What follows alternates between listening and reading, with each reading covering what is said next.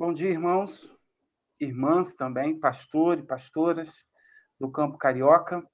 Eu sou o pastor Marcelo Medeiros, auxiliar ali da Primeira Igreja Batista em Pavuna, pastor Teodomiro, de quem eu mando um abraço para todos. Estamos aqui com essa iniciativa da Ordem dos Pastores Batistas do Brasil, Seção Carioca, para esclarecer aos líderes batistas sobre as reformas trabalhistas relacionadas ao Covid-19.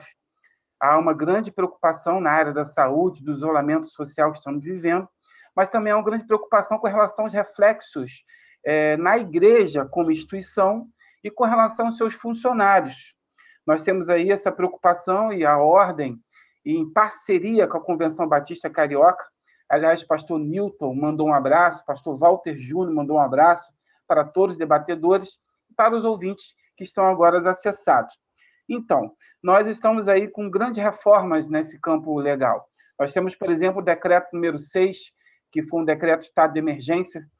Temos as MPs 927, 936, temos a Lei 13.982, 2020, e temos todo esse arcabouço jurídico que todos estão se perguntando como fazer, como está.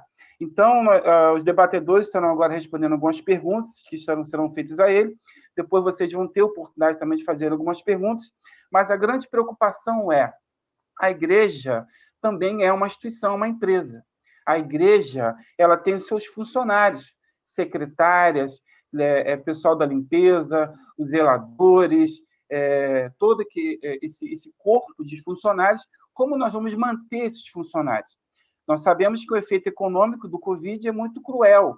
Várias pessoas estão sendo demitidas, autônomos estão perdendo a sua renda, e isso acaba refletindo na vida financeira da igreja, que depende da oferta voluntária do dízimo. Como manter os funcionários? Como manter a instituição pagando as suas contas em dia? Então, essas perguntas nós vamos fazer para vocês. E a primeira pergunta eu gostaria de direcionar ao doutor Marcelo Rosa. Doutor Marcelo Rosa, quero apresentar agora os debatedores. Doutor Marcelo Rosa é pastor, é advogado, é o nosso consultor jurídico da Convenção Batista Carioca. Também teremos o doutor Joel Abreu, que é pastor, advogado, consultor jurídico da Igreja Batista do Recreio. E o doutor Gilberto Garcia, advogado, escritor, professor universitário, pessoa muito capaz nessa área. Doutor Marcelo Rosa, a igreja, como instituição religiosa, está enquadrada nas medidas emergenciais no período de pandemia? E o seu presidente é o responsável por tomar essas decisões legais, administrativas? Bom dia, meus queridos irmãos, graça e paz a todos. É com muita honra que a gente ingressa nessa sala de debates aí com colegas tão extraordinários, de notável saber jurídico, né? Deus abençoe todos vocês. Bem, a igreja, enquanto instituição religiosa, não deixa de ser uma instituição jurídica, né? Então, todas as recomendações, todas as obrigações, todos os direitos emanados da Lei 13.979, que foi a lei que dispôs sobre as atividades e medidas para enfrentamento da crise coronavírus, todas elas se aplicam, sim, à igreja. E, de fato, a igreja está enquadrada em todas essas medidas emergenciais da Lei 13.979 e decorre daí que ela tem, evidentemente, responsabilidades. Essa Lei 13.979 trouxe no seu bojo o parágrafo 4º, que dispôs da seguinte maneira: olha, as pessoas deverão sujeitar-se ao cumprimento das medidas previstas neste artigo e o descumprimento delas acarretará responsabilização nos termos previstos em lei. Então, decorre dessa norma que todas as pessoas, indistintamente, pessoas físicas, pessoas jurídicas, e dentre elas as instituições religiosas, dentre as quais a igreja também está abrangida, ela tem, sim, que estar enquadrada e tem que se submeter a todos os critérios dessa lei. E desse artigo que eu li, é que a gente retira a questão da responsabilidade. Eu não sei se vocês perceberam, mas está dizendo ali que é responsabilidade nos termos da lei. Então, é a responsabilidade no sentido amplo. Quando a gente fala nessa responsabilidade, a gente está falando de responsabilidade civil, de responsabilidade tributária, de responsabilidade até criminal. Então, é para ficar muito esperto, porque, de fato, quem representa a igreja é o seu presidente. E o presidente pode ser responsabilizado, sim, inclusive enquanto pessoa física, se ele descumprir os regramentos dessa lei. Vou dar um exemplo. O pastor da igreja, ele, diante de uma situação dessa, como tem acontecido na maioria das igrejas, tem tomado a dianteira e levado a igreja a decidir cancelar os seus encontros públicos, né? Então, a maioria das igrejas estão funcionando com o templo fechado, evitando, assim, as aglomerações nos termos da Lei 13.979. Mas imagine que um determinado pastor, depois que veio a questão de trazer as igrejas para atividades essenciais, né?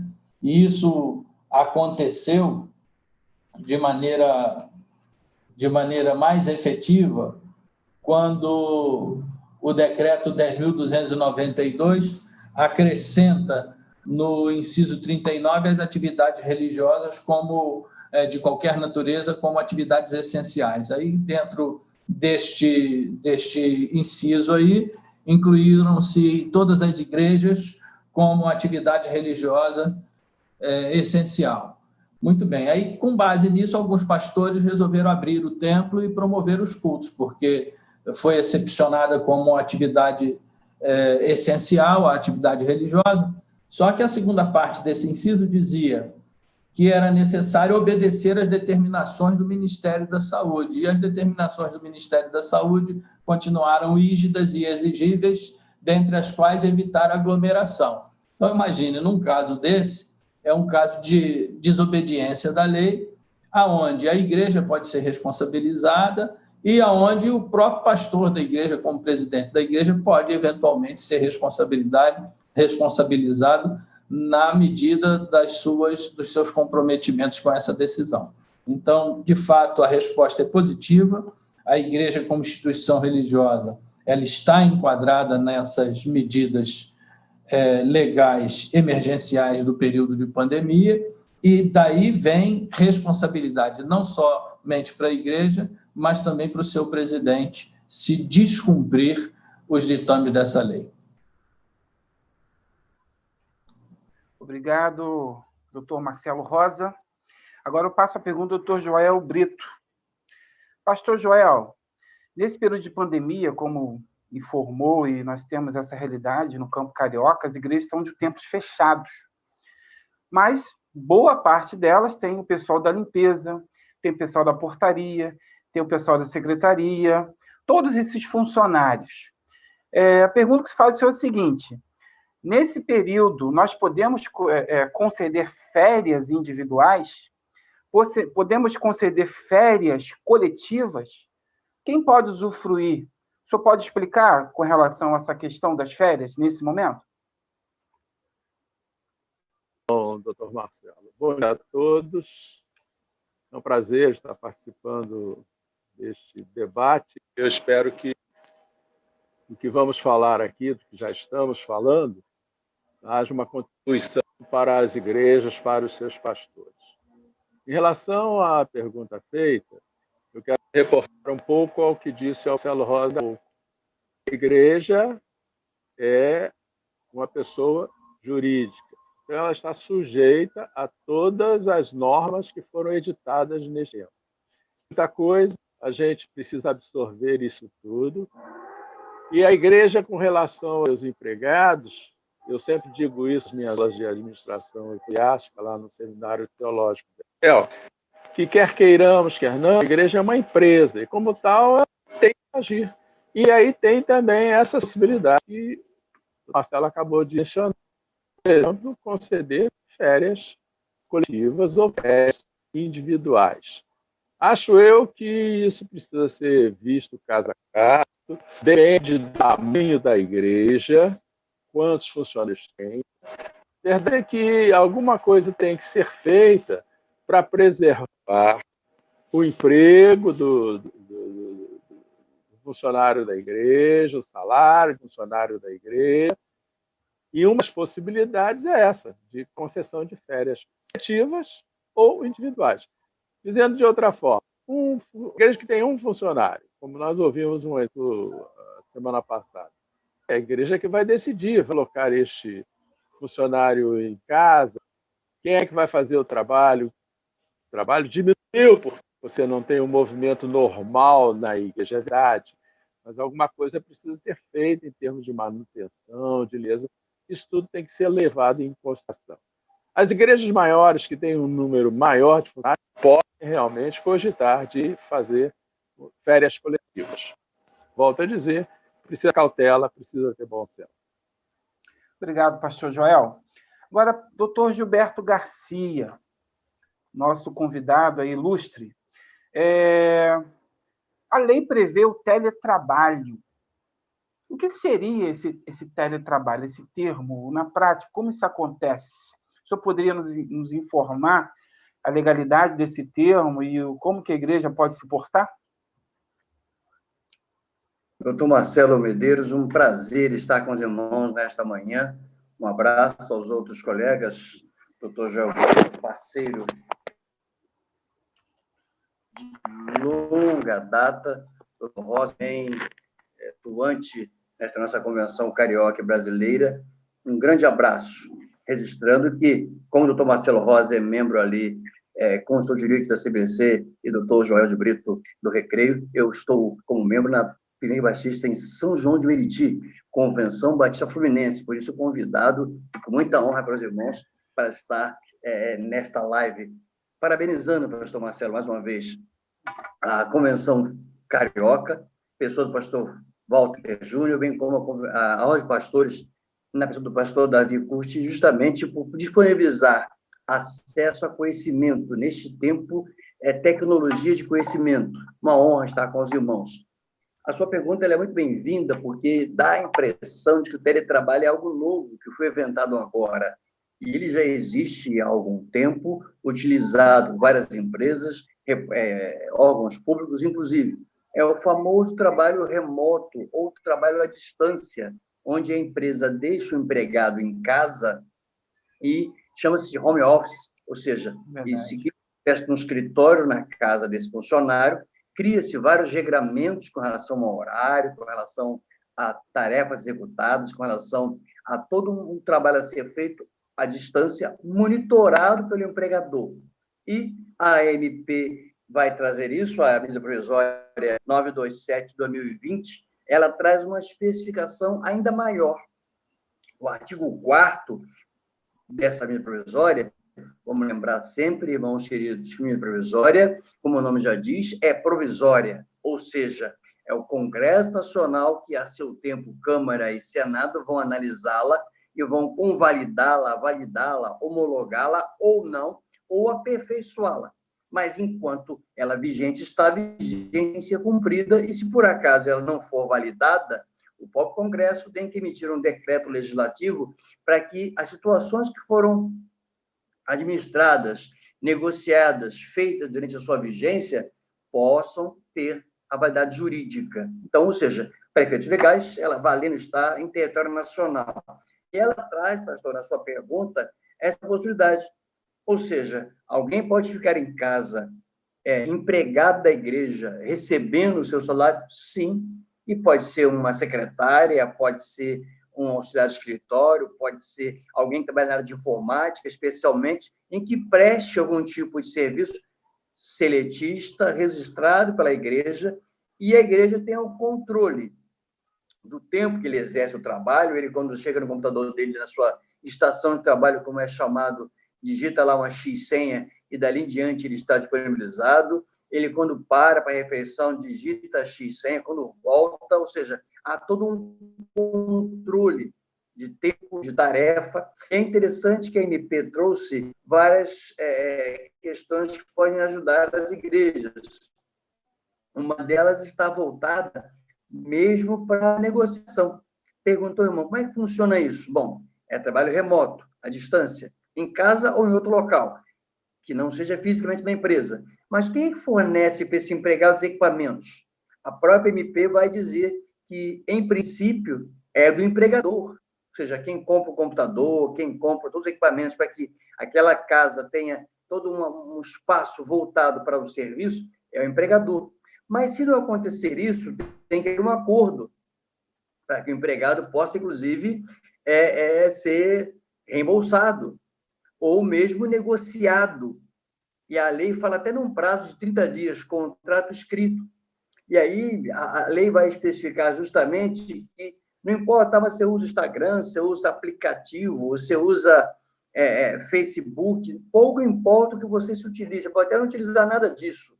Você pode ter tarefas. Leva para casa, uma tarefa, e você faz em casa. Traz de volta. Evidentemente que o teletrabalho tem muito mais a atribuição de um contato, ou seja, o empregador, a qualquer tempo, pode acessar esse empregado na sua casa.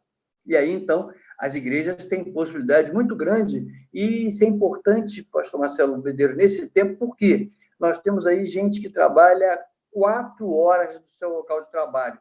Ele gasta 2 para ir, 2 para voltar.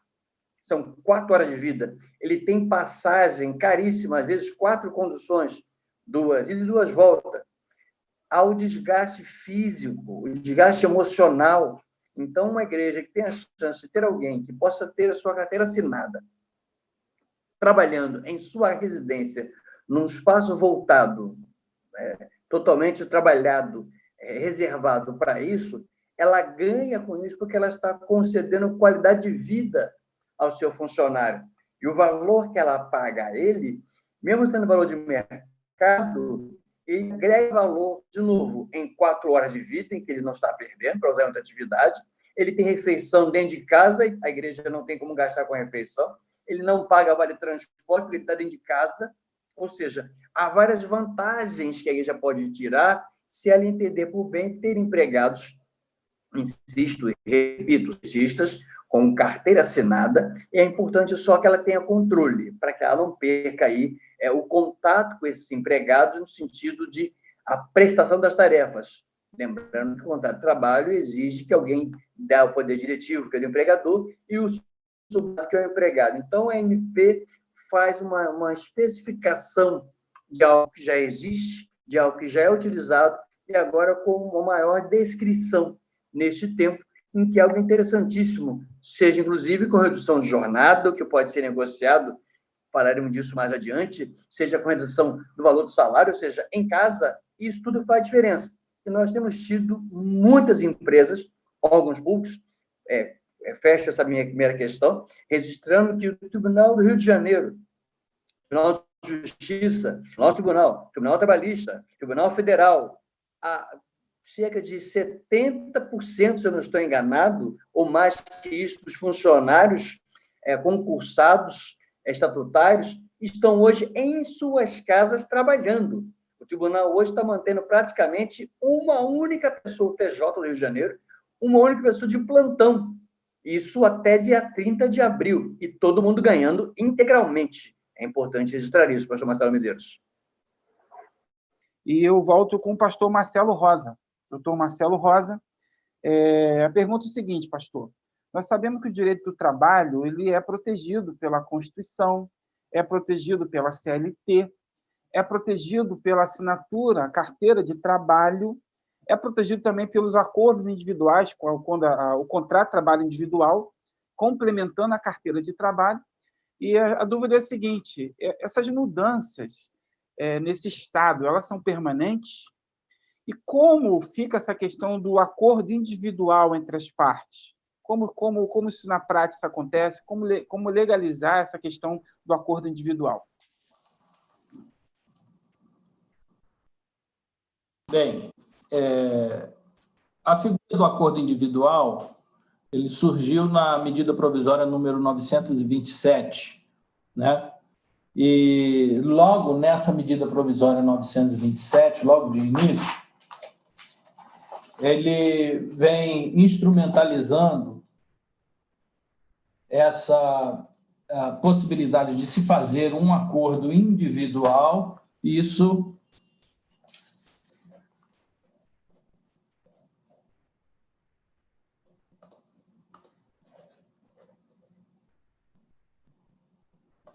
Alô, estou aí? Sim. Desculpa, porque teve um probleminha técnico aqui e sumiu tudo.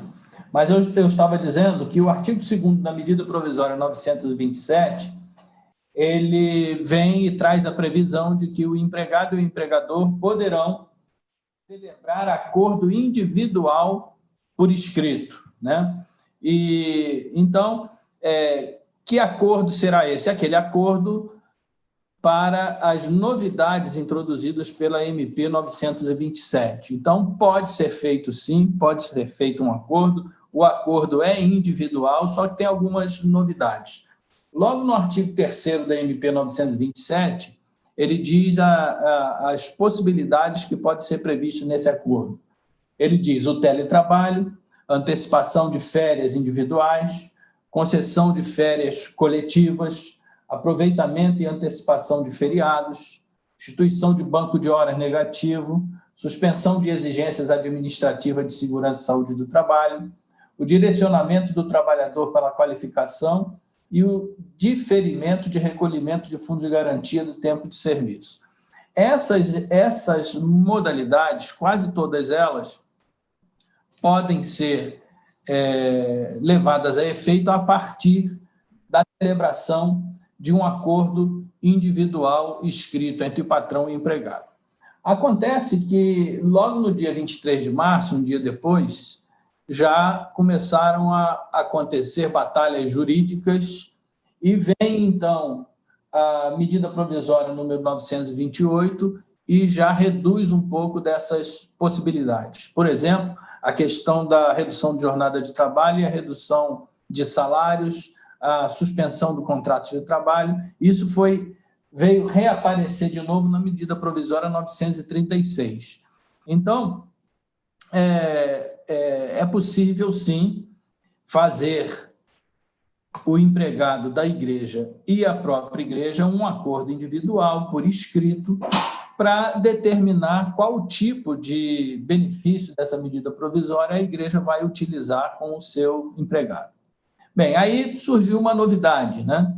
Depois da medida provisória 936, especialmente naquela parte em que ela vem e introduz a possibilidade de suspender o contrato de trabalho por 2 meses, sem pagamento de salário, ou redução da jornada de trabalho com redução dos salários.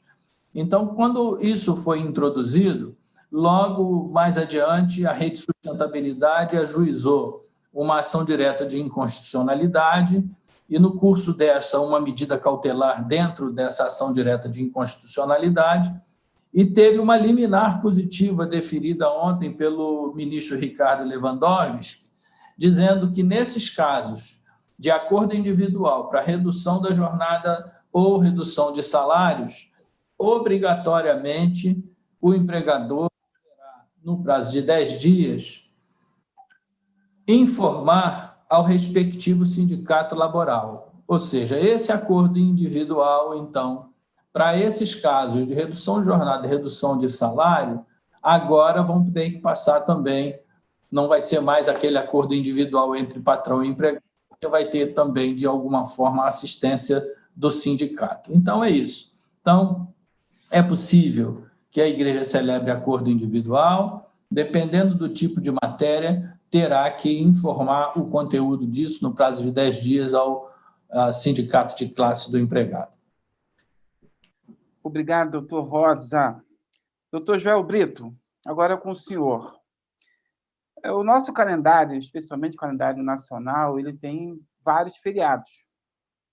Também temos feriados municipais, estaduais e feriados religiosos. A pergunta se faz o seguinte: o Estado decretou aí 15 dias, depois prorrogou mais 15 dias com relação ao isolamento social. O empregador, no caso a igreja, ela pode antecipar o gozo desses feriados, compensando com esses dias que o empregado ficar em casa? Como é que fica essa questão da antecipação dos feriados?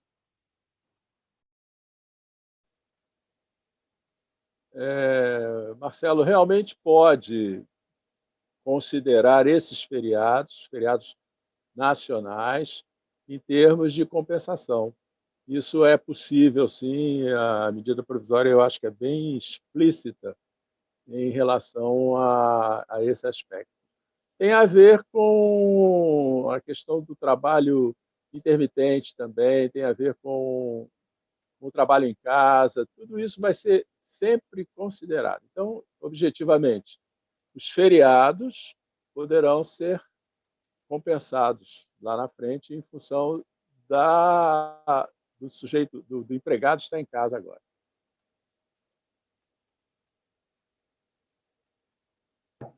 Mestre, gostaria que o senhor falasse um pouco dessa questão das reduções de jornada e de salário, dos percentuais que a lei permite, né? Quais são os percentuais que a lei permite, e, na prática, se o senhor puder também não dar um parecer ou não estar influenciando as igrejas, mas dando um parecer, como é que fica essa questão na prática do serviço da igreja? Eu reduzi, suponham, 50% do meu corpo de funcionários. Como é que fica o serviço? Então, gostaria que o senhor falasse um pouquinho desses percentuais e, na prática, como é que isso pode acontecer. Essa pergunta é interessantíssima, porque, tal qual esse assunto, a gente vai notando que parece que a MP, que o presidente Jair Bolsonaro, a sua equipe, o ministro Paulo Guedes, vai lembrar que não temos mais o Ministério do Trabalho. Ele foi extinto. Então, quem cuida de tudo, que é da economia, que tem uma Secretaria do Trabalho. Só para a gente lembrar disso. Ou seja, então, toda a influência histórica da vertente trabalhista, nesse sentido, é vista do prisma econômico. Mas é interessante lembrar que parece que tem novidade nesse negócio. A gente já tem várias possibilidades. Quando, por exemplo, vou dar palestras, alguns contadores não gostam muito, o pastor Marcelo Medeiros, meu querido colega, e nossos queridos internautas, quando eu falo sobre você pode ter uma zeladora, uma secretária, alguém na segurança como empregado, e ele trabalhar, por exemplo, 8 horas por semana, você anotar a carteira dele 8 horas por semana, fazer um contrato 8 horas por semana. Vamos lembrar que a carga horária é de 40 horas semanais.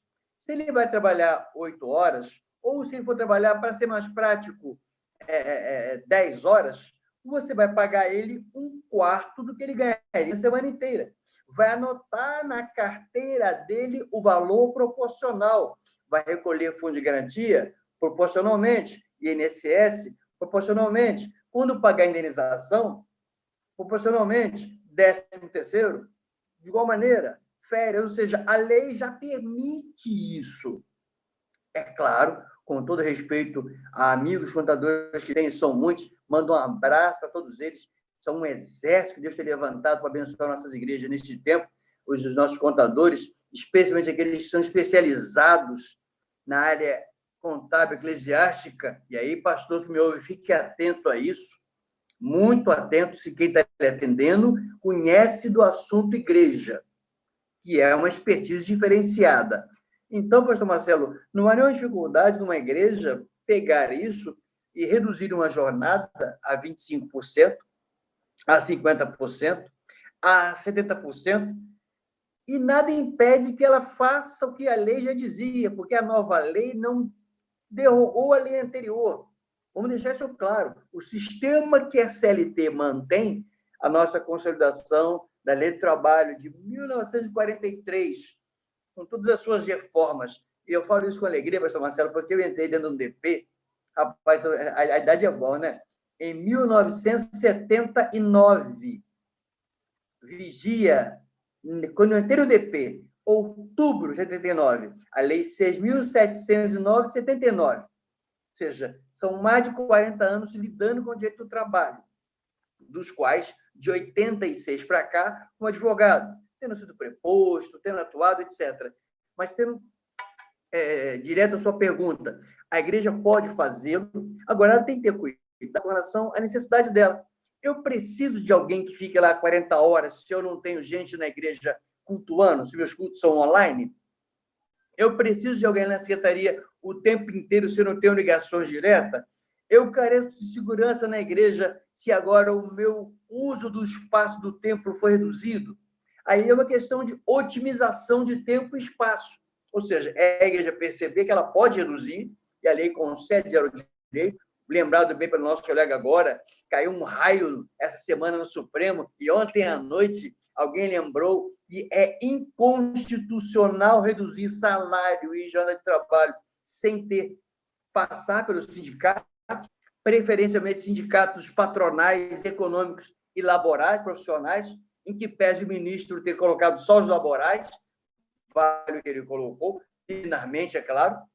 Então, a igreja não só pode, como deve, para se resguardar. Porque se ela deixou de ter toda uma atuação gigantesca, frequência, participação em tudo na igreja, ela vai reduzir a nível proporcional e pagar profissionalmente a esses empregados, o que ela já pode fazer hoje, via CLT, de uma maneira diversificada, sempre proporcional ao que é recebido, pastor Marcelo Medeiros.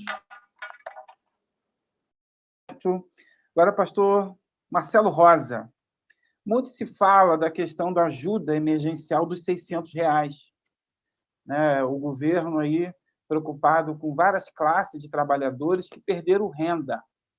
Então, a pergunta é o seguinte para o pastor Rosa: o pastor da igreja ou um membro da igreja, eles poderão acessar essa ajuda ministerial, essa ajuda emergencial dos R$600? E quais são os requisitos mínimos para que isso aconteça? Para que o pastor ou o membro se enquadre e possa participar dessa ajuda?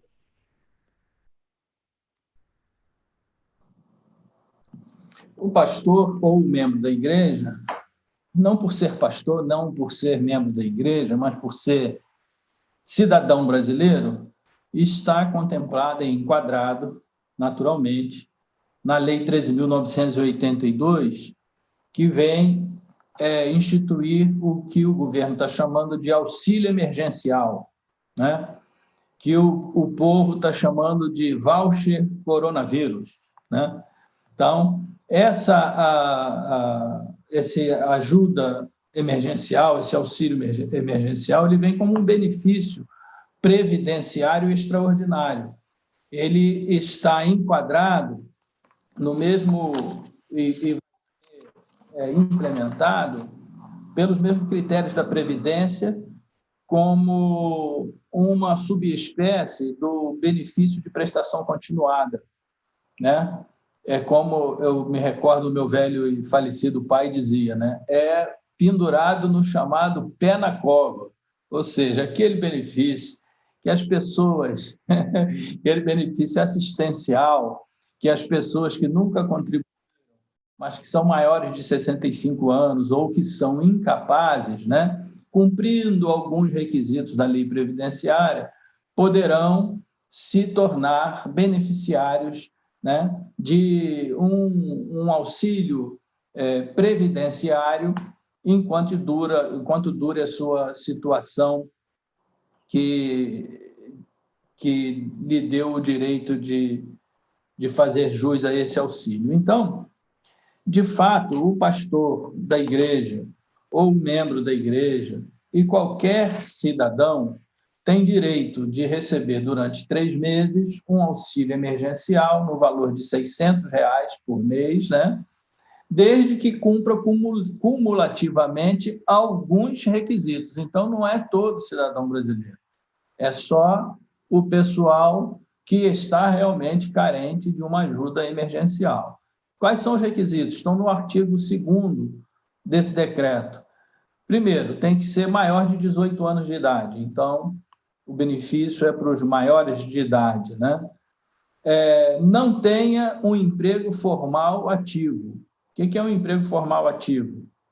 Não ter um patrão, não ter uma carteira assinada, não ter um salário mensal. Terceiro, não ser titular de benefício previdenciário assistencial ou beneficiário do seguro-desemprego, né?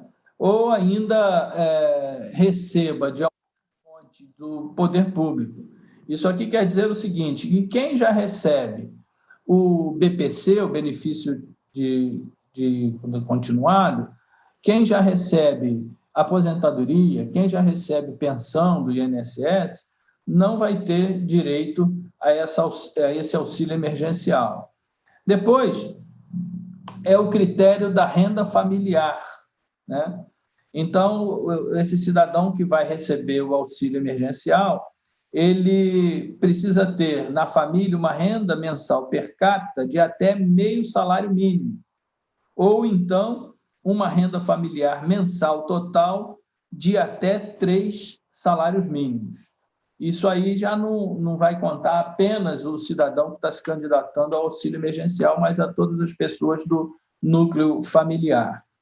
E ainda, cumulativamente, ele precisa exercer uma atividade econômica em uma dessas funções. Primeira, ser microempreendedor individual. Então, se ele é MEI, se ele é microempreendedor, ele pode se candidatar ao auxílio emergencial. Segundo, se ele é contribuinte individual para o regime de previdência social, ele também pode se candidatar. Ou se ele é um trabalhador informal. Aqui, esses requisitos é onde a coisa fica um pouco mais difícil, mais nebuloso, porque vai depender de algumas determinadas cumprimento de algumas etapas, de alguns cadastros, né? Ele precisa ser autônomo, ou autônomo desempregado, ou um informal de qualquer natureza. Ele pode ser um empregado intermitente e inativo, ele pode ser uma pessoa inscrita no Cadastro Único de Programas Sociais do governo, e desde que essa inscrição dele, do CAD único, tenha se dado até o dia 20 de março de 2020.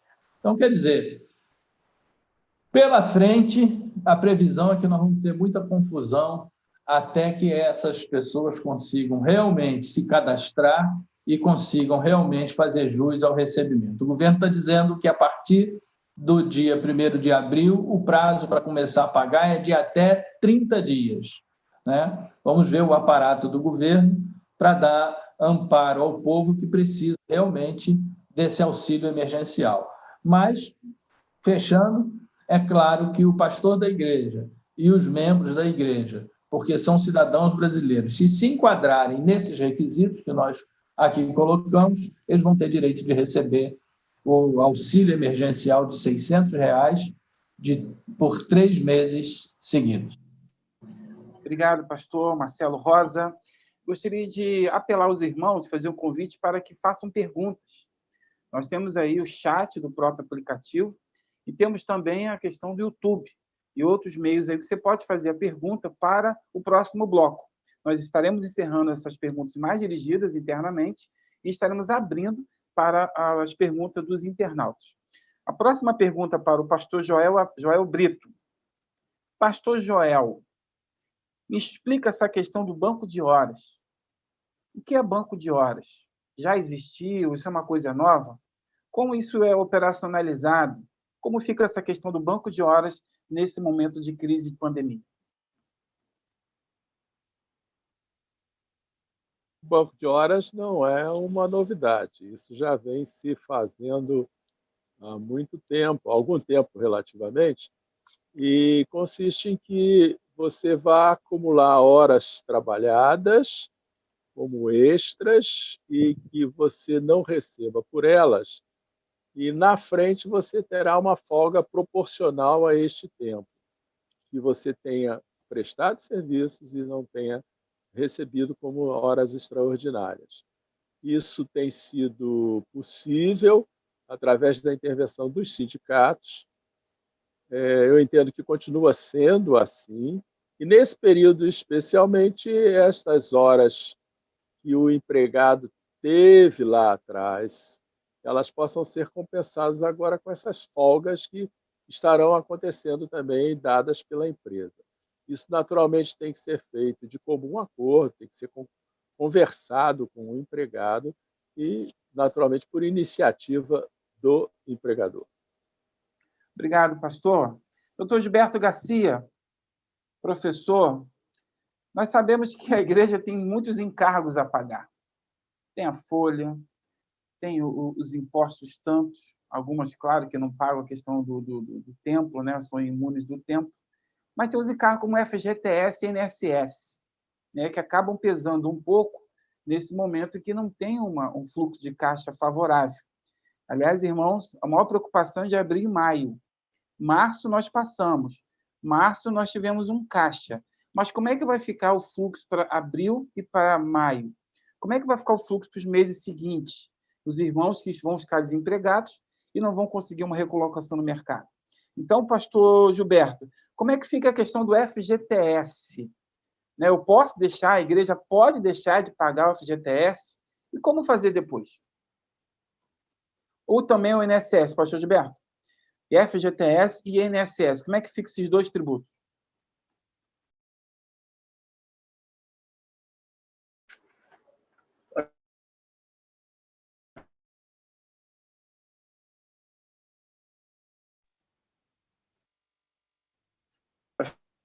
Pastor Gilberto, nos ouve? Pastor Gilberto, percebendo uma diferenciação.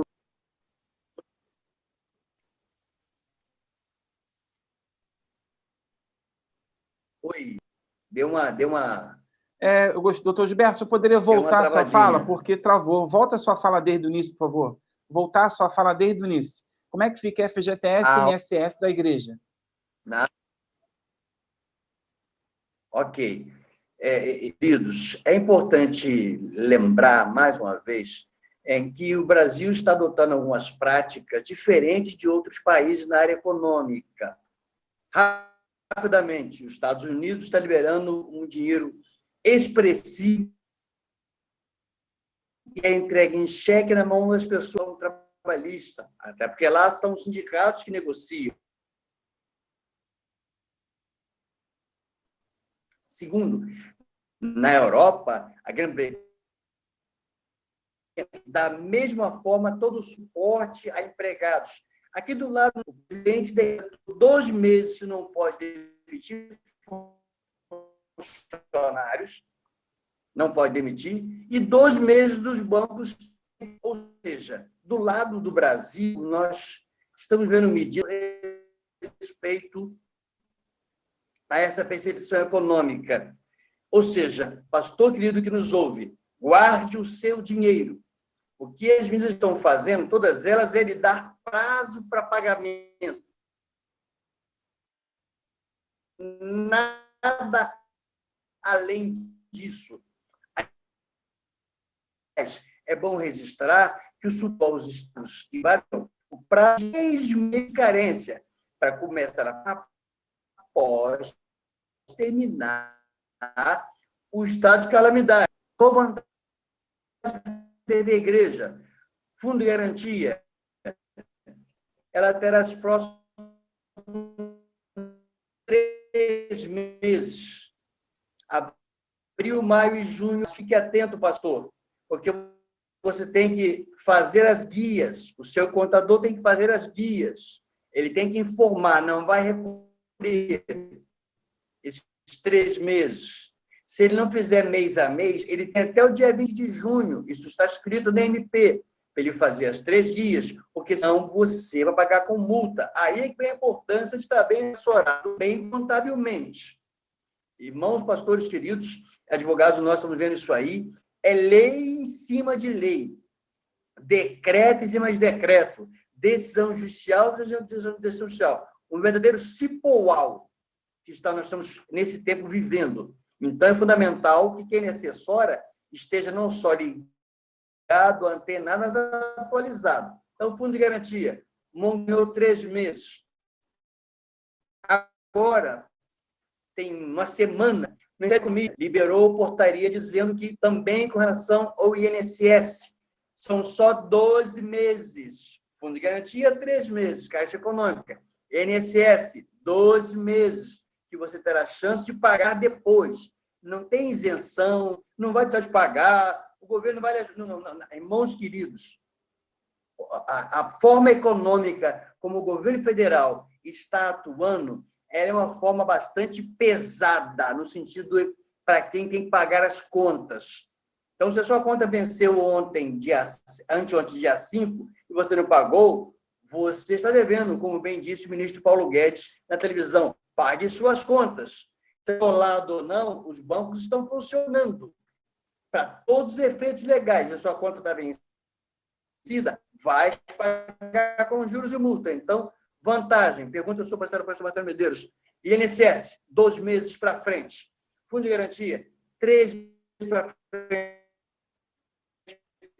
Uma vantagem, a única isenção que a igreja terá a chance de pagar somente 50% no Sistema S, que é o SESC, SENAI, SEBRAE, SENAC, etc., a conta social. Esse, sim, o governo foi lá no Sistema S, sobre muita reclamação do empresariado brasileiro, que sustenta o Sistema S via as guias, e a quem paga são os empregadores. Esse ganhamos 50%, se posso falar em ganhamos. Então, é importante ficar atento. PIS, PASEP também, houve aí esta postergação.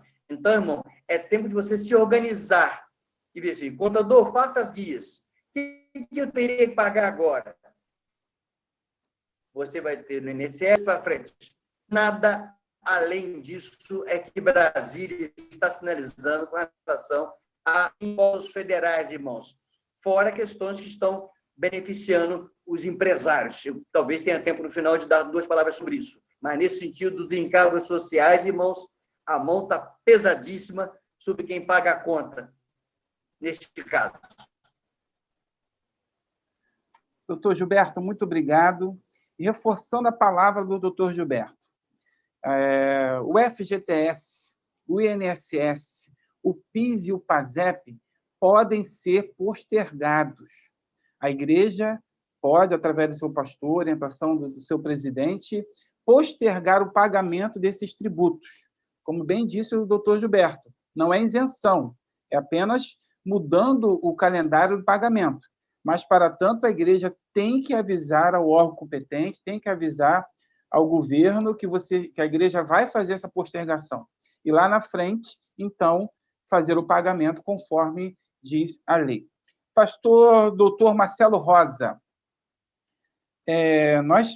o doutor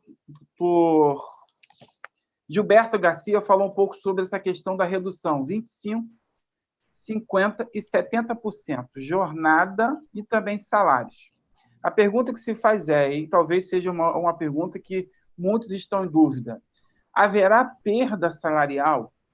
O empregado da igreja vai deixar de receber esse valor? Vamos supor que ele ganhe aí o salário de piso, R$ 1.200, e a medida seja um corte de 50%. Ele vai deixar de receber os R$ 600? Vai ter uma perda salarial? Isso vai impactar a renda familiar dele ou não? O governo, qual a medida que o governo vai tomar com relação a isso, a questão da perda salarial nessa redução do salário? Bem, a resposta para a maior parte da sua pergunta é não sei. Ninguém sabe. Ninguém disse ainda.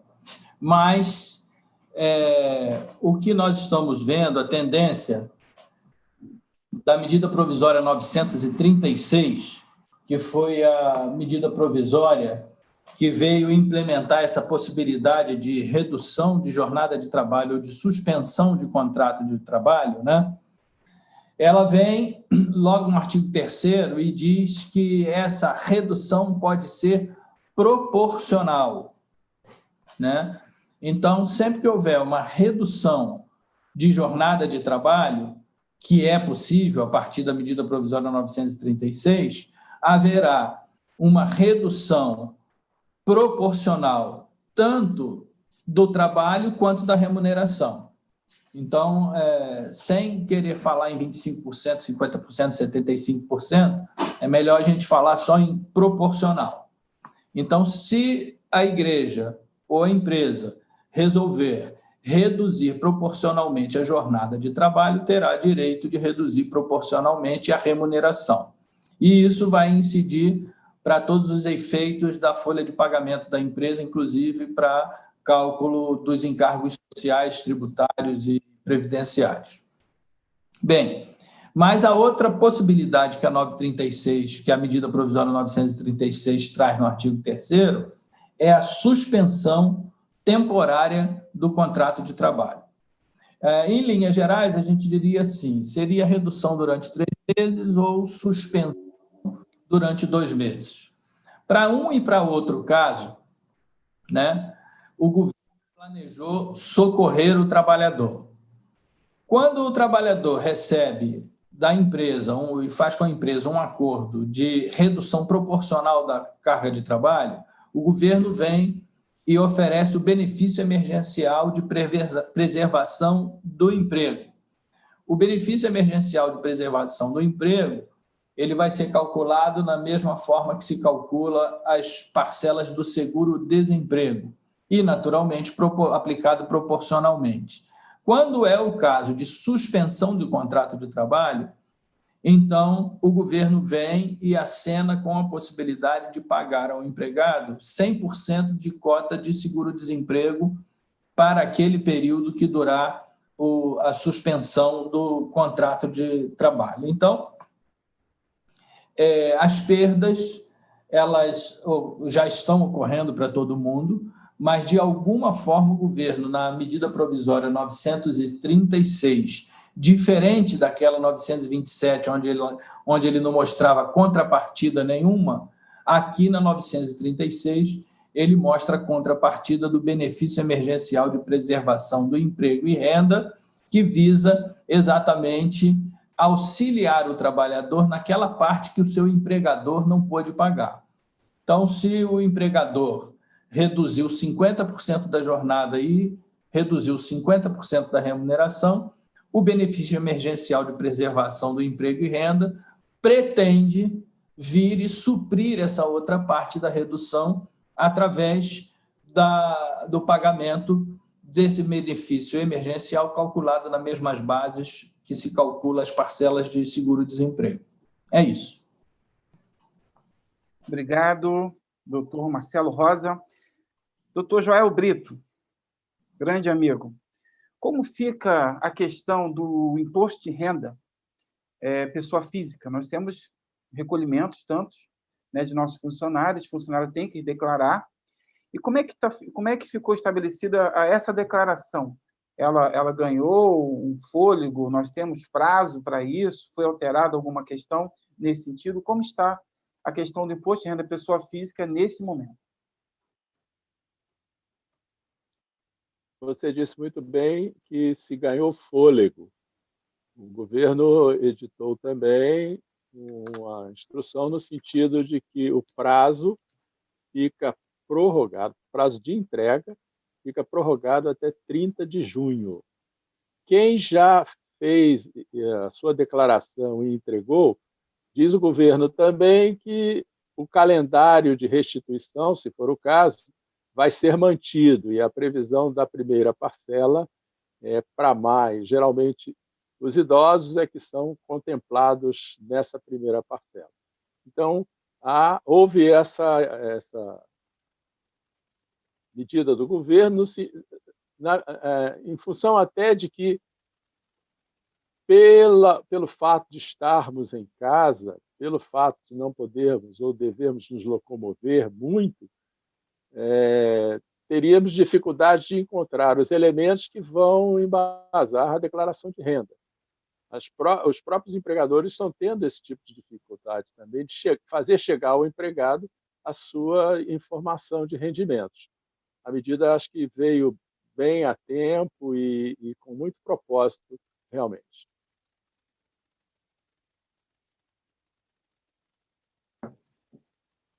O doutor Marcelo Rosa tocou no assunto e tangenciou a questão da suspensão do contrato de trabalho. Nós, a igreja, tem os seus empregados, nós podemos suspender esse contrato, e a pergunta que se faz é a seguinte: quais são os efeitos da suspensão? O que é a suspensão do contrato de trabalho? Alguma coisa fica mantida ou não? Suspende-se tudo? E outra pergunta, também tangenciada pelo doutor Rosa: o governo vai cobrir alguma coisa se o contrato de trabalho for suspenso?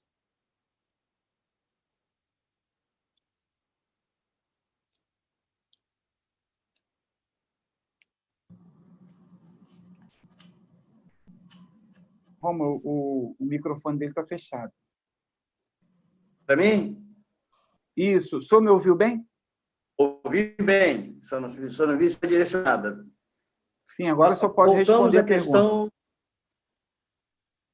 Obrigado. Voltamos à questão de, às vezes, a gente perceber gente querendo descobrir a pólvora ou inventar a roda. A CLT de 43 já admite, lá atrás, as duas coisas, com regramentos bem mais favoráveis ao empregado, regramentos bem mais salutares à manutenção do emprego, naturalmente. E aí, a medida provisória 936, de 1 de abril de 2020, traz, no seu artigo 7º, toda a questão voltada tanto para a redução, como já foi dito pelo doutor Marcelo Rosa, como para a suspensão, no artigo 8º. Ou seja, ela faz adequações, irmãos. De novo, isso já estava na CLT, a CLT já traz regramento voltado para este assunto, só que não tão...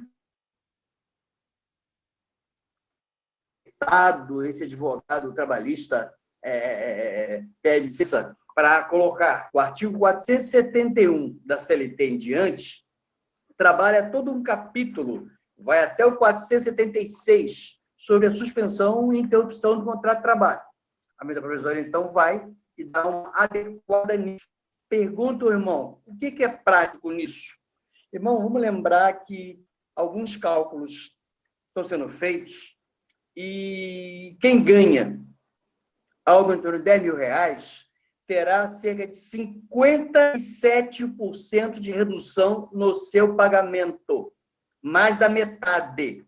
Isso é proporcional a quanto você, lembrando bem, que quando se fala em seguro-desemprego, tem sempre que lembrar que a cota máxima não chega a R$2.000, irmão. O governo vai dar o seguro-desemprego. É só até R$2.000 na tabela proporcional, para a gente lembrar bem o que nós estamos falando. Onde é que vai doer esse negócio? No bolso. Como diz um amigo meu antigo, pastor,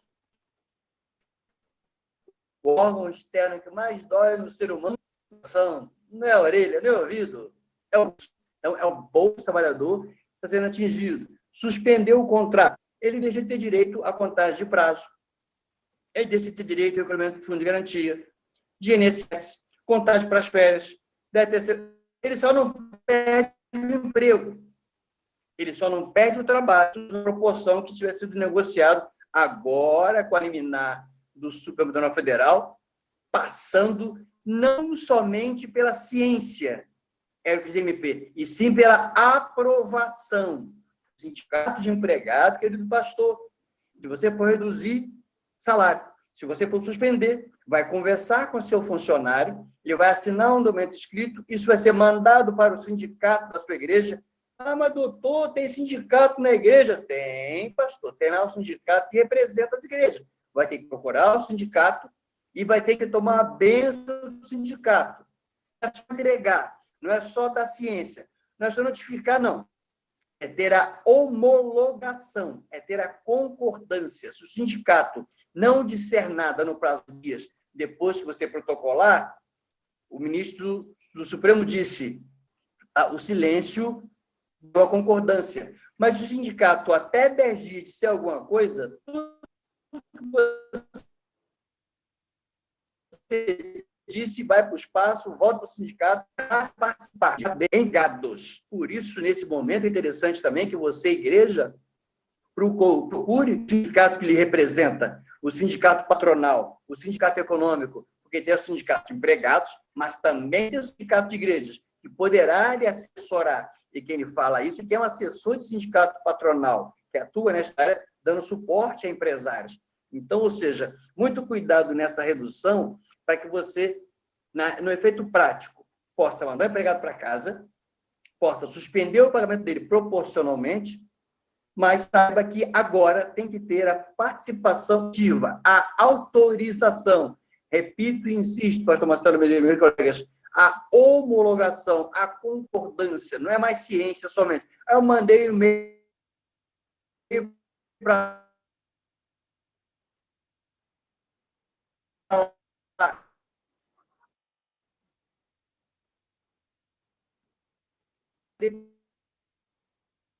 uma cartinha. Eu fui lá e entreguei, até fechar, a guardar econômica. Por isso, a importância do acordo com o empregado, para que ele não perca o emprego. E aí está o benefício que a MP traz. Em vez de demitir, que seria um mal maior, vem um mal menor, um remédio amargo, que é um contrato, mantendo, ainda que pequeno, mas vai dar garantia que ele possa retornar. Lembrando, concluindo essa sua pergunta, que se for por 2 meses, tem que se garantir esse empregado no seu retorno 12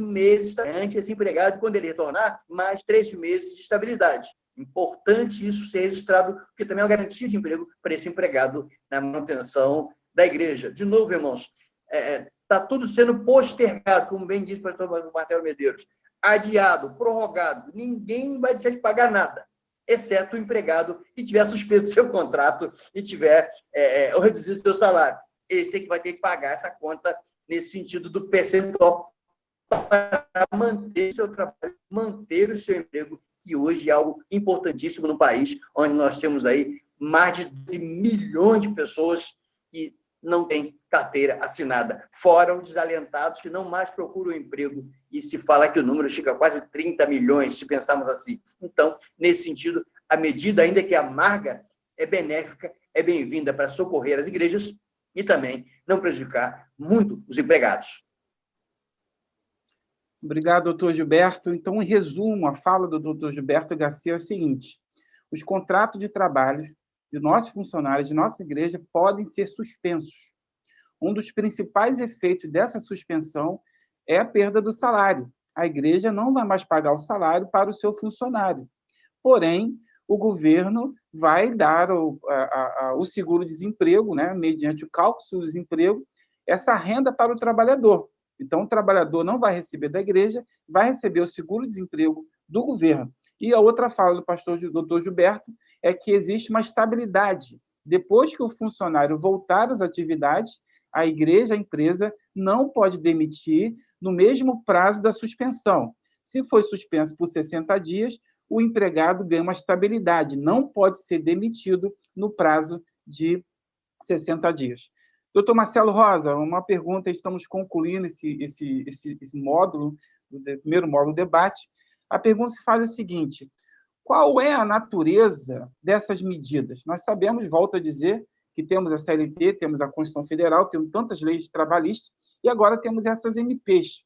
Qual é a natureza dessas medidas? Essas medidas vão durar a vida toda? Nós vamos estar tendo que tratar os funcionários dessa forma o tempo todo ou não? E com relação aos prazos de adesão, a igreja e a contabilidade precisam estar atentas aos prazos de adesão para usufruir desses benefícios?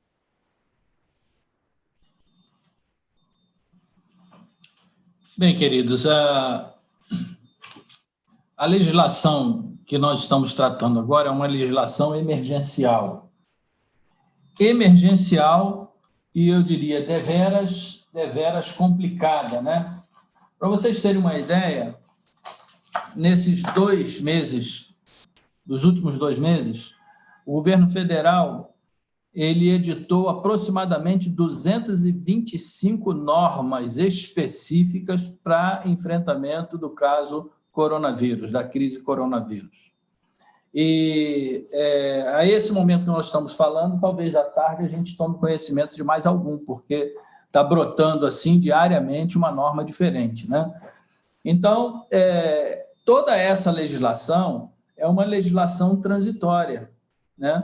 Essas medidas são com base, inicialmente, né, no decreto 13.000, na lei 13.979, que veio em 6 de fevereiro de 2020, e depois foi dado um ponto de partida através do decreto legislativo número 6. O decreto legislativo número 6 marcou data, né?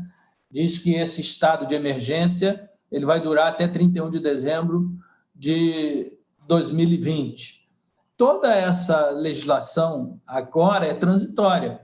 Depois que regularizar essa situação da pandemia, nós vamos voltar à nossa legislação regular e vamos catar os pedaços do que ficou no caminho, porque vai ter muita coisa mal resolvida durante esse tempo.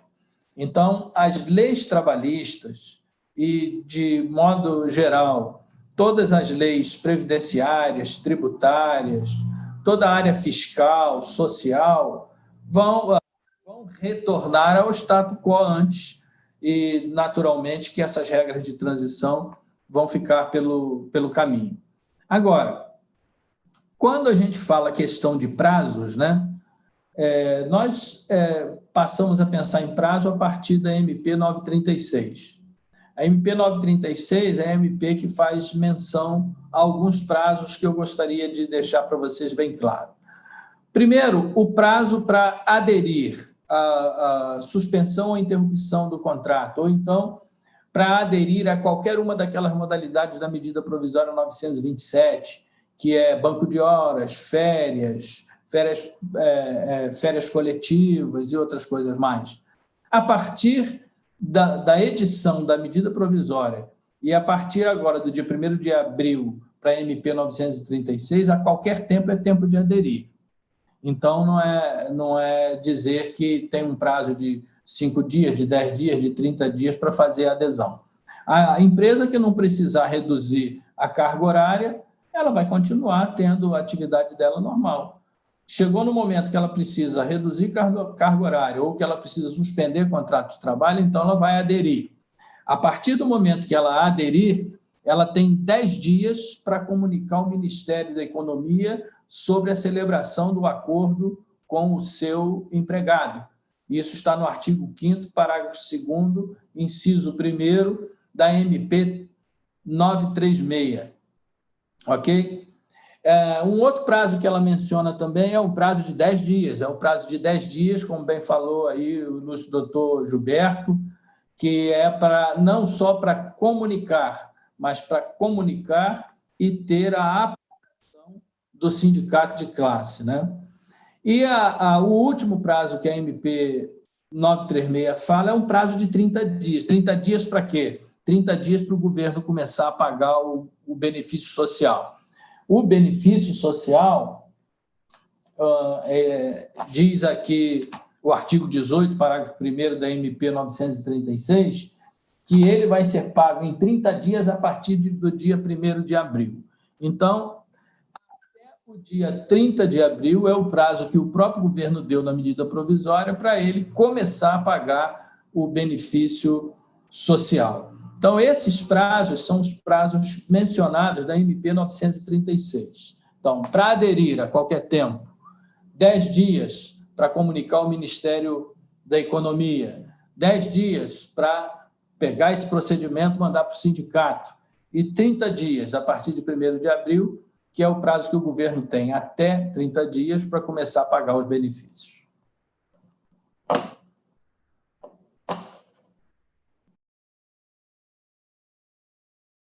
Porque, se não observarmos, nós estaremos aí prejudicando a igreja como instituição e também a questão dos funcionários, porque eles dependerão desses benefícios. Então, o contador da igreja, o pastor da igreja tem que ficar muito atento a essa questão dos prazos que são estabelecidos pela MP. O nosso tempo já se esgotou. Recebemos até algumas perguntas aqui no chat, mas são bem específicas e muito voltadas a questões pontuais lá da igreja que a gente não pode estar falando assim de forma muito aberta. Então, eu gostaria de que esses pastores fizessem contato conosco no privado para que possamos responder. E agora, vamos encerrar esse momento de debate com as considerações finais de cada debatedor. E nelas, o irmão, nas suas considerações, pode também pontuar aquilo que o irmão acha de mais importante falar nesse momento com relação a todas essas mudanças. Vou inverter um pouco a ordem e gostaria de que o pastor, a gente sempre quer consagrar ao doutor Gilberto Garcia. Doutor Gilberto Garcia, as suas considerações finais, por gentileza. Mais uma vez, é um prazer estar junto com os irmãos e parabenizar a Ordem Carioca por essa iniciativa e me colocar à disposição, em havendo outros encontros, outros momentos, para aprofundar esse tema ou outros. Aqui estou como um servo para servir. Fechando, irmãos, eu quero fazer uma consideração importante, e penso importante. Independente do Covid-19, da pandemia mundial, do estado de calamidade pública, nós temos no Brasil um negócio chamado Constituição Federal. Ela continua valendo, ela é que rege a nação. O Congresso pode alterá-la, pode emendá-la fora as cláusulas pétreas, pode mexer, achar oportuno mexer, e mexeu agora na questão do orçamento, uma PEC, inclusive, chamado orçamento de guerra, como estão dizendo assim, mas são as leis, seja a Constituição Federal, as leis que a MP não mudou, pastor querido, continuam vigentes. Então, não esqueça, olha, tudo agora é Conavid. Não, espera aí. As leis que as MPs, os decretos e as leis próprias não mudaram, permanecem vigentes. E algumas dessas leis têm sido derrubadas na Justiça, seja em primeira instância, tribunais de justiça, tribunais federais e até no Supremo, como foi agora esta MP com essa suspensão. Então, dizia o professor Miguel Reale, nosso filósofo de direito, muita calma nessa hora, digo eu, ele diria, com um grano Salles, ou seja, muito cuidado. A Constituição Federal, ela rege o país. Existem leis, elas regem o nosso funcionamento. E, se não alteradas, permanecem vigentes. Fiquem atentos a isso. Me chama a atenção, Marcelo Rosa, que são empregados públicos. O Poder Legislativo, o Poder Executivo e o Poder não estão dando cota nenhuma na sua participação no bolso. Parece aquela brincadeira antiga, permita-me, uma palavra breve, do bife a cavalo, né? Onde a galinha entra com ovo, tantos quantos ovos quiser, ela coloca, está contentíssima, mas o boi entra com a carne. Então, eu não estou vendo até agora do governo federal, e assistia ontem à noite o deputado Rodrigo Maia, do Rio de Janeiro, que preside a Câmara Federal, falar sobre isso, a importância dos poderes conversarem sobre essa cota de participação. Empregado público, na sua vida, em casa. E, graças a Deus por isso, fizeram um concurso. A contribuição é 25%, é 50%, é 70% de redução do seu salário. Nós não estamos vendo ninguém no federal tratar deste tema, e eu sei que ele é espinhoso, e eu estou aqui para que os irmãos pensem sobre isso. Quero lembrar também que há um projeto no Senado, na Câmara, projeto já aprovado no Senado, projeto 873 de 2020, que acrescenta, enquanto beneficiário desses R$600, os ministros de culto, missionários e teólogos. Aprovado no Senado o projeto para acrescentar mineiros, agentes de turismo, garçom, manicure, pedicure, etc. E também está aí no rol de pessoas que poderão se habilitar, se preencherem aqueles pré-requisitos, ministros de culto, missionários e teólogos. Lembrar que o Senado aprovou, está na Câmara, para acrescentar essa percepção. Concluo, pastor, lembrando que no Rio de Janeiro, o governador Wilson Witzel baixou lá o decreto prorrogando também prazos. Água, luz, telefone, prazos foram prorrogados no estado do Rio de Janeiro. E as fornecedoras não podem cortar a utilização neste período. Mas, de novo, guarda o dinheiro, vai pagar depois. Fecho com uma lei, perdão, uma MP publicada ontem, que institui um programa emergencial de suporte aos empregos, MP 944, publicada, perdão, dia 3, ontem chegou a publicação do Diário Oficial, onde ela fala sobre o suporte a empresas, empresários, sociedades cooperativas e empresariais. Aqui não entraram associações, não entraram fundações, a própria nossa OAB está fazendo gestões junto ao governo federal para que a sociedade de advogados também possa ser admitida. Por que não gestões dos nossos líderes, obreiros, parlamentares, para que as associações, entidades, fundações, organizações religiosas, MP, tão somente voltada para salário, possam também se habilitar a receber valores para manter a folha de pagamento dos seus funcionários. Ela não enquadra esses, ela especifica empresários, sociedades empresariais e cooperativas. Ou seja, é tempo de a gente se mexer, via nossos contatos, como estão fazendo os advogados e outros grupos, e quem paga salário também tem apoio governamental forte, e manter os empregos que as igrejas nossas, convenções, instituições, ordens, pastores e outros grupos nossos que têm trabalhadores, possam mantê-los. É claro que isso terá sido feito uma vez, e aí passe a ou um projeto lá no Congresso Nacional para que passe a constar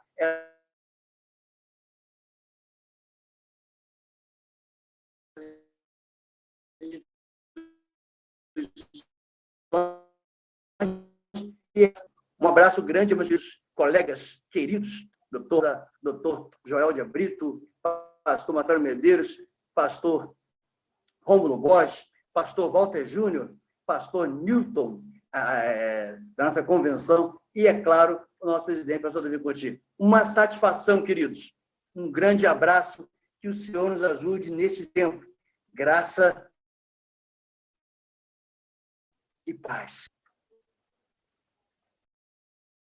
Participação, manda um abraço lá para a nossa Convenção Batista Fluminense, pastor Hamilton Vargas e seus para-diretoria. Doutor Joel Soares, Joel Brito, por gentileza, suas considerações finais.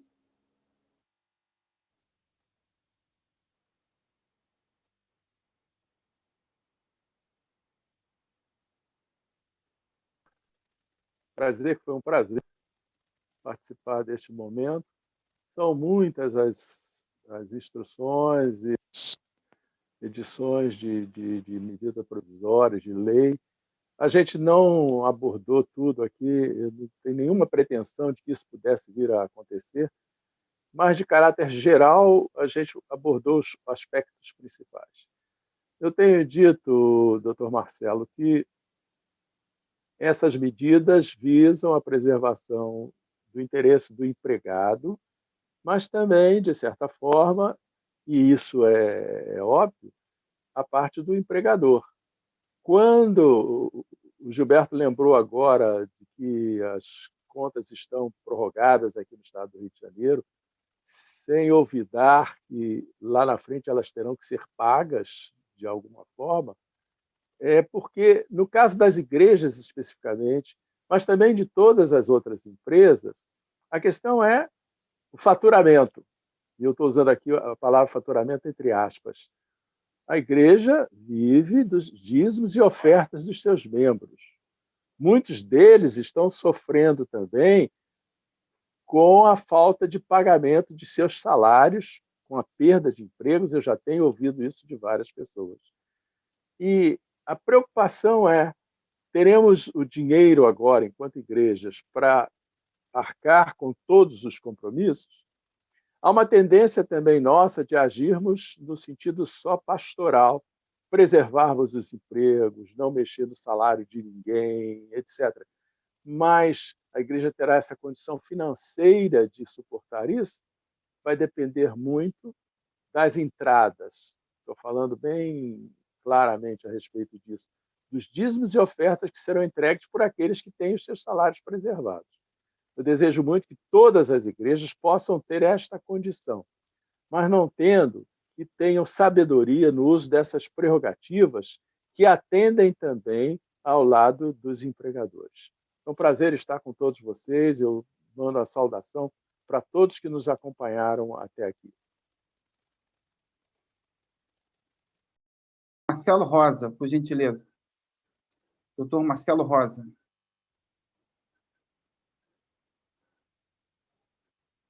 Bem, meus queridos, foi uma honra estar aqui com vocês, ilustre doutor Marcelo Medeiros, caríssimos colegas debatedores, pastor Joel, doutor Roberto Garcia, e aos participantes, né, dessa live.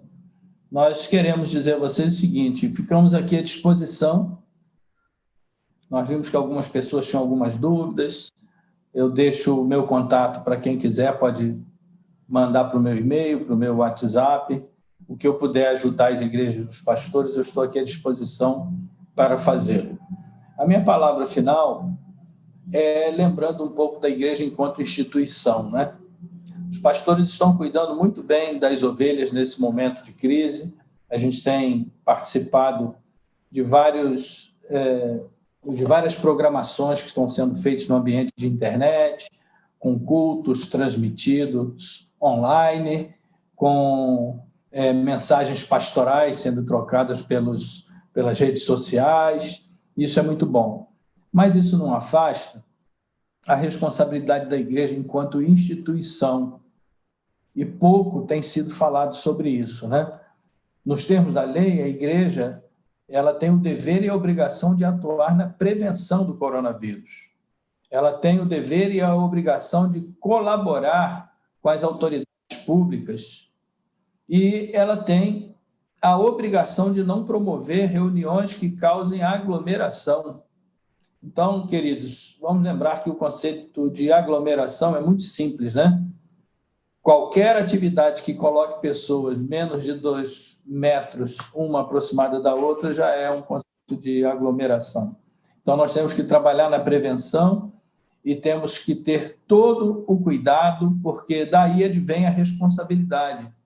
Conforme nós pontuamos hoje no início, a igreja tem responsabilidade civil, o pastor pode ser responsabilizado até criminalmente se ele não atentar para os termos da Lei 13.979 e não se prevenir de ajudar, de auxiliar de alguma forma a coletividade nesse momento de crise. Então, que Deus abençoe a vocês, que Deus abençoe as igrejas, Deus abençoe os pastores e que esse tempo de pandemia passe logo, né? Para que a gente venha desfrutar de dias melhores. Deus abençoe a todos vocês. Obrigado. Queridos, estamos encerrando essa live. Quero mandar um abraço aqui para o pastor Bruno Festas, da OPB Fluminense, nosso diretor lá, da Fluminense. E quero trazer mais 2 palavras. A primeira é a seguinte: a gente não tocou nesse assunto, mas é bem envolvido. Existe um debate jurídico muito grande aí se as igrejas podem ou não funcionar. Logo no início dessa pandemia, algumas igrejas insistiram em funcionar, tiveram até uma liberação, liminares judiciais para funcionar, e esse debate vem entre o Tribunal Federal, entre o Tribunal de Justiça, não chegou ainda em Brasília.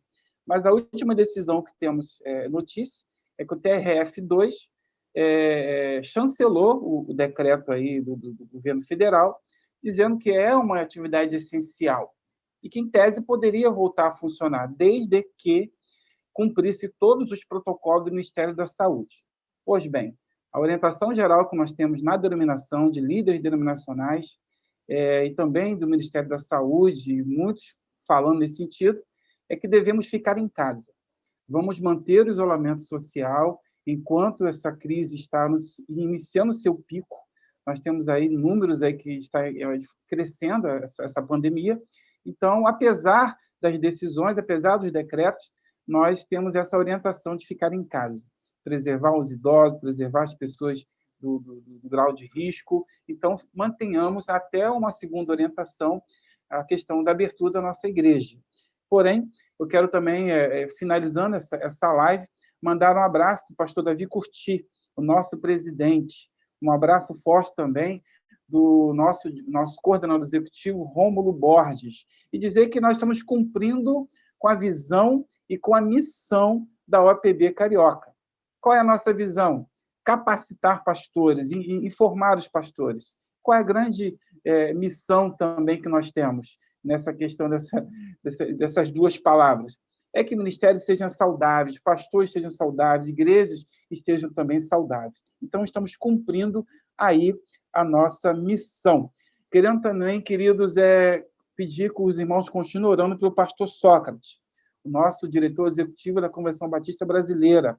Ele ainda está internado, está na UTI, e hoje vai passar por um procedimento cirúrgico, e precisamos que os irmãos estejam orando. Quero agradecer a todos os debatedores, pastor Joel, pastor Marcelo Rosa, pastor Gilberto, todos os internautas que participaram, e continuem fazendo contato com a Ordem, estamos à disposição, como o pastor Marcelo Rosa disse, para sanar outras dúvidas, inclusive também a própria Convenção Batista Carioca, que é a nossa parceira, estamos juntos nesse projeto. Então, muito obrigado e que Deus nos abençoe.